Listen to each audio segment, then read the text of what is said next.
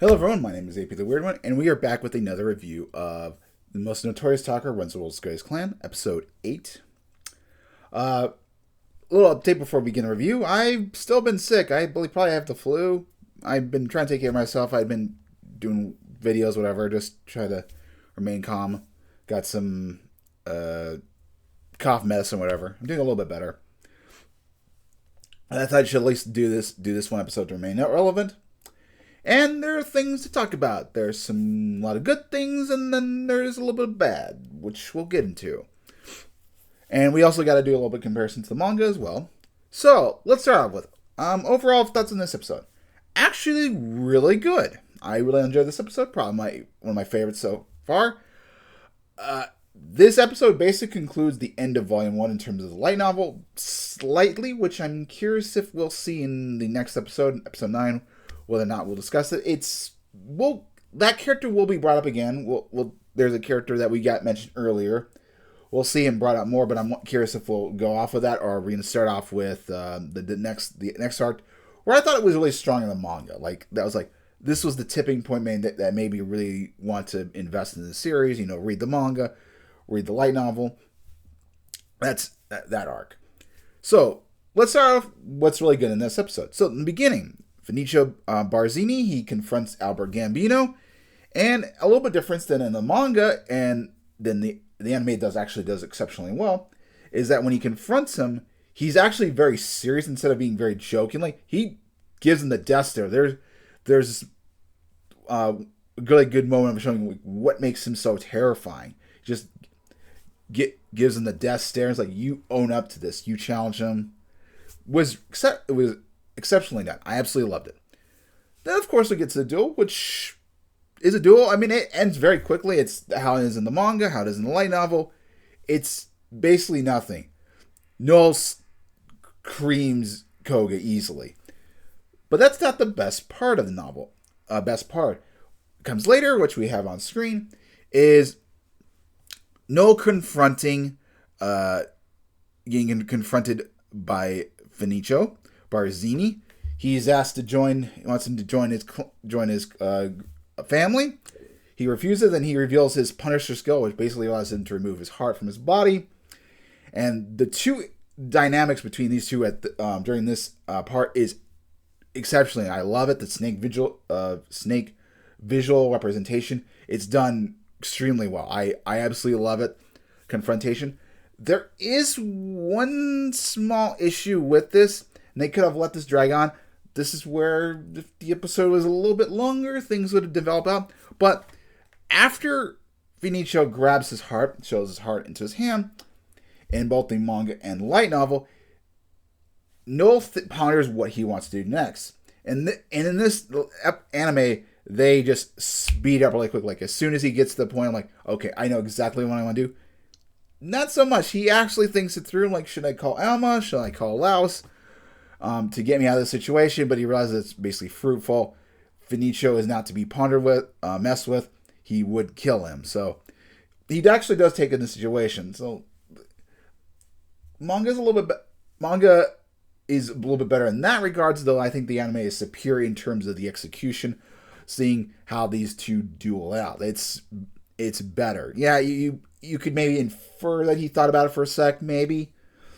I that's what I appreciate. So this is what makes this episode really good.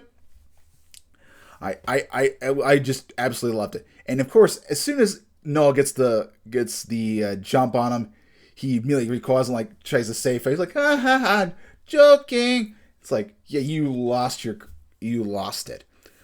However, after this interaction, and it's a bit of a funny moment in the manga as well as the light novel, which I want to show.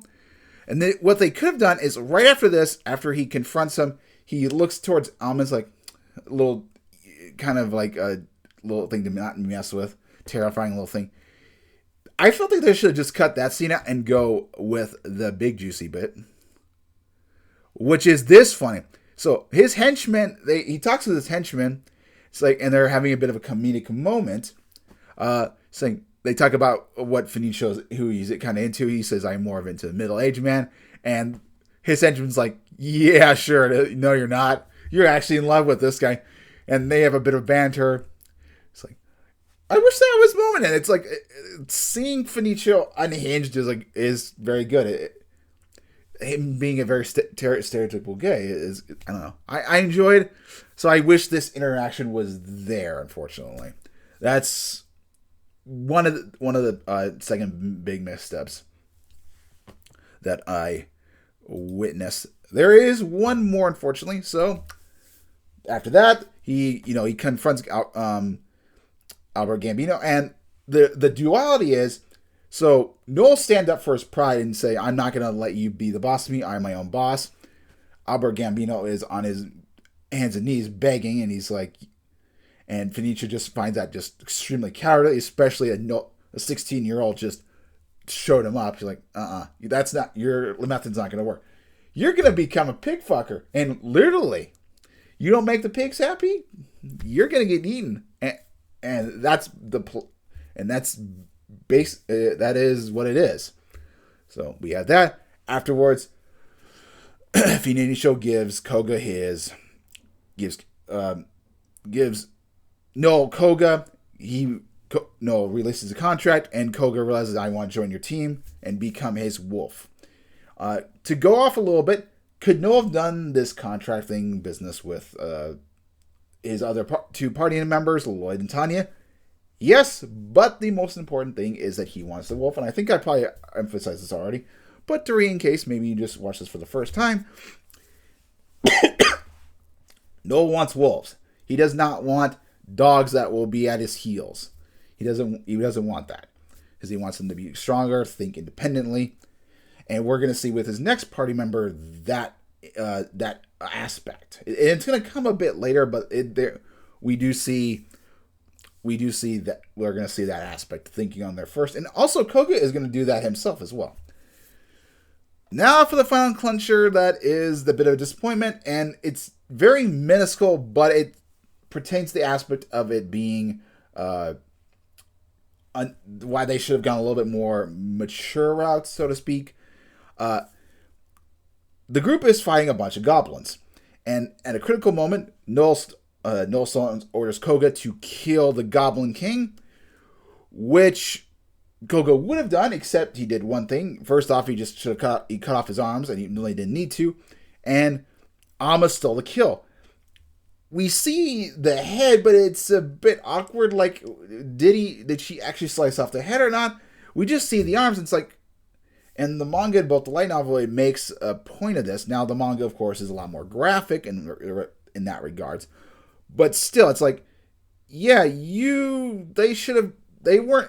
wasn't very clear that Alma stole the kill. Like, they could have been a little bit more visual, had it been more mature. I'd still give this about a 9 out of 10 episode. I do think it's very good. I think the Fenicio confronting Albert Gambino at the very beginning, and also his duel between him and Nolan Stallings over the heart, is exceptionally. I love that aspect. We're not going to see too much more of that, but yeah, it's very good, and it's a great episode to lead into my favorite arc in terms of the manga so far for right now. With that, I'm going to see you guys. Hopefully, I'm going to end it right here. Hopefully, have a wonderful day. Hopefully, maybe tomorrow I'll work on some more stuff, get some more Digimon things, and also finish up the Masterful Cat is Depressed Again. I'll probably have that review on Friday. Maybe we'll have it Thursday. I don't know. We'll see. Have a wonderful day. God bless you all. See you guys next time.